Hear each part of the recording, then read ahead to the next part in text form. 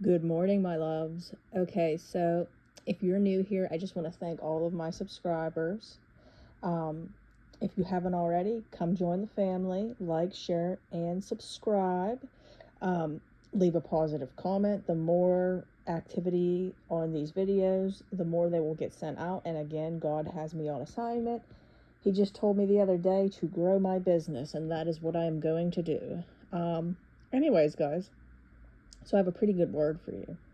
So in this process, a lot is taken from you, and you're humbled in that, okay? And something that's hard for us to understand is why do you see the people that hurt us out living their best life, but yet we are, really struggling financially, things are being taken off of us.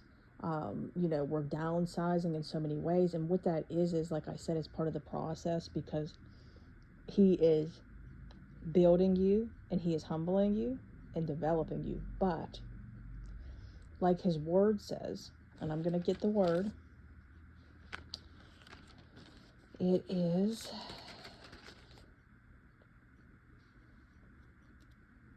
Matthew 25:29. To those who use well what they are given, even more will be given, and they will have an abundance.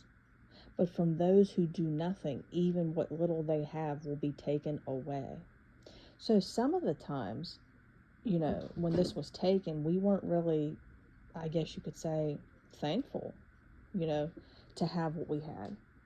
And he had to almost take it away for us to become humble and thankful. And then when we decide finally to take care of it, and we truly are grateful for what we have, and we also share and give to others when maybe we're not doing so well. This is something I really need to get out there, guys. When you're struggling, you want to make sure you're giving. You want to make sure you're giving, especially to the poor. I'm telling you right now, that's something you want to be stepping up on, okay? Because God is big on giving to the poor. And also, you want to make sure that you are tithing and you're sowing. It doesn't even have to just be money, but this is something God's looking for, okay? So he's going to give you more on what you're giving out, if that makes sense.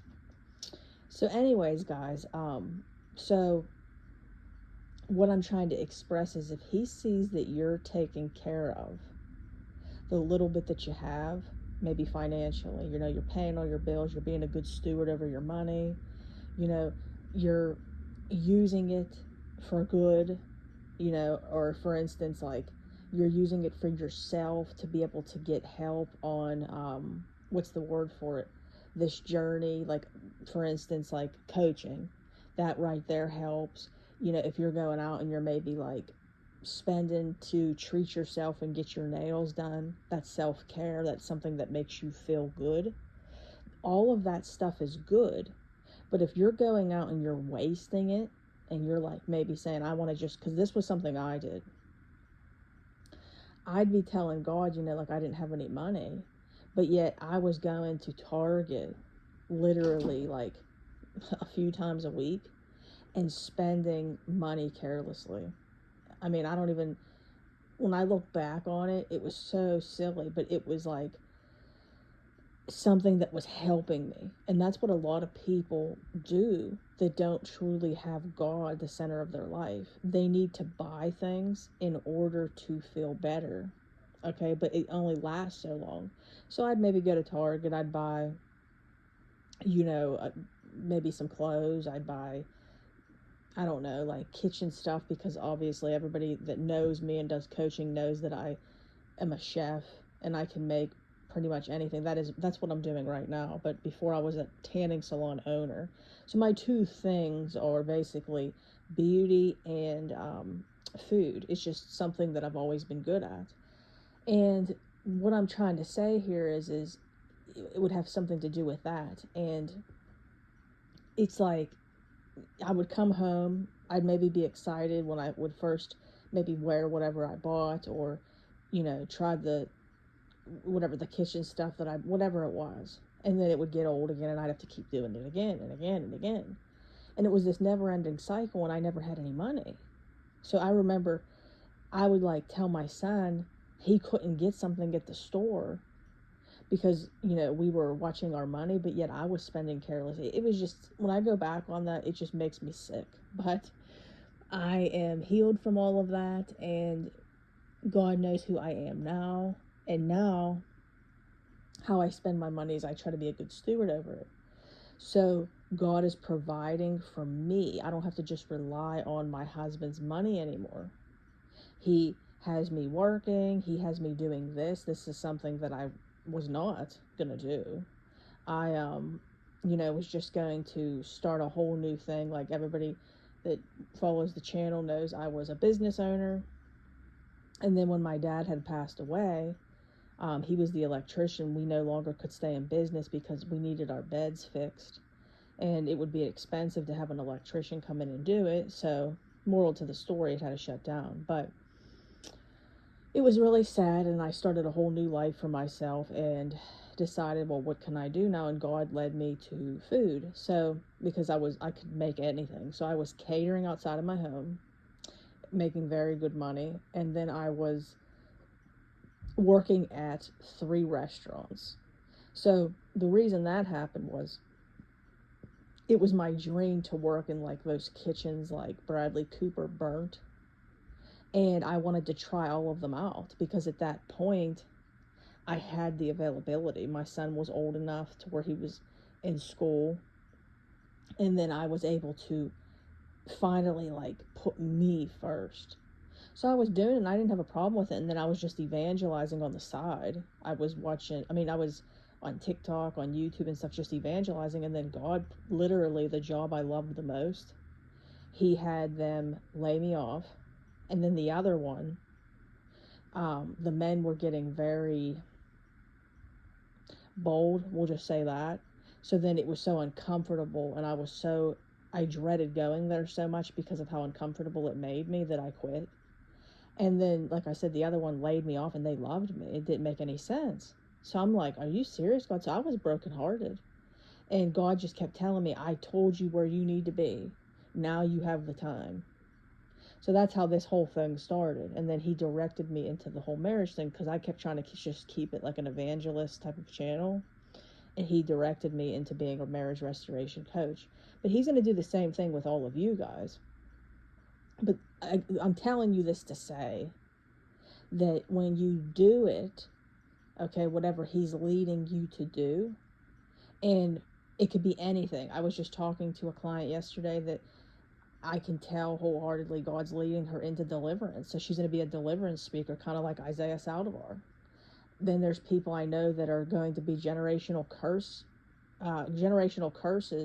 They're going to teach on generational curses. Like everybody's going to have like a gift. And then maybe it's none of that. I know people that God is strictly promoting them on the job that they're already at. Okay, so like maybe they are a cashier and he's making them manager or district manager of the whole company. This is something that my aunt is going through right now.